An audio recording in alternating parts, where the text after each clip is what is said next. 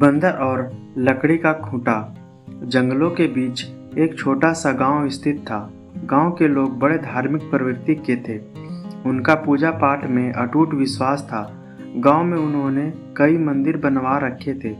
उन्होंने जंगल में भी मंदिर बनवाने का निश्चय किया। शीघ्र ही जंगल में मंदिर का निर्माण कार्य प्रारंभ हो गया।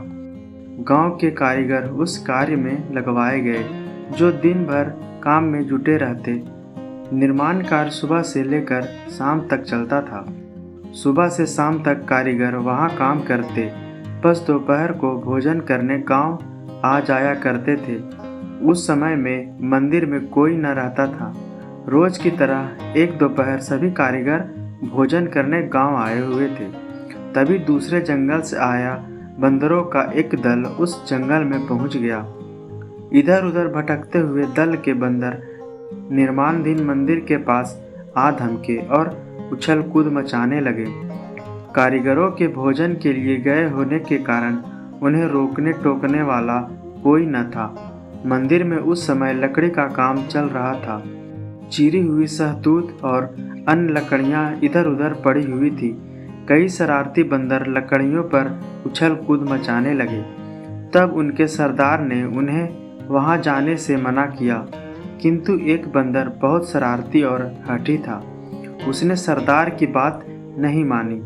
सभी बंदर जहां पेड़ पर चढ़ गए, वह शरारती बंदर सहतूत की लकड़ियों पर धमा चौकड़ी करने लगा। वहां सहतूत के कई अधचिरे लट्ठे रखे हुए थे। उन अधचिरे लट्ठे के बीच कील फंसी हुई थी। कारीगर भोजन के लिए जाने के पूर्व लट्ठों के बीच कील फंसा कर जाते थे, ताकि वापस आने के बाद उनमें आरी घुसाने में सुविधा हो। शरारती बंदर कौतूहलवश एक अधचिरे सहतूत के बीच फंसे कील को देखने लगा। वह खुराफाती दिमाग का था। सोचने लगा कि यदि इस कील को यहाँ से निकाल दिया जाए तो क्या होगा। फिर उसने देर नहीं लगाई और अधचिरे सहतूत के ऊपर बैठकर कील पर अपनी जोर आजमाइश करने लगा। बंदरों के सरदार ने जब उसे ऐसा करते देखा तो उसे रोका और चेतावनी देकर अपने पास बुलाने का प्रयास भी किया, किंतु हठी बंदर नहीं माना। वह दम लगाकर कील को खींचने लगा, किंतु कील नहीं निकली। बंदर भी हार मानने वालों में से न था। वह और जोर से कीले को खींचने लगा। इस जोर आजमाइश में उसकी पूंछ पाटों के बीच आ गई, किंतु कील खींचने में लगे बंदर ने इस ओर ध्यान नहीं दिया और अपनी धुन में लगा रहा। कुछ देर तक कील को खींचने पर वह थोड़ी हिलने लगी। यह देख बंदर खुश हो गया और दुगने उत्साह से कील को निकालने में लग गया।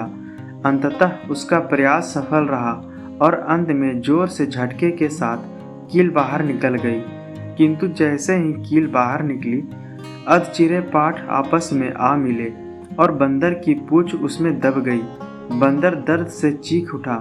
कराहते हुए उसने वहां से निकलने का भरसक प्रयास किया, किंतु नाकाम रहा।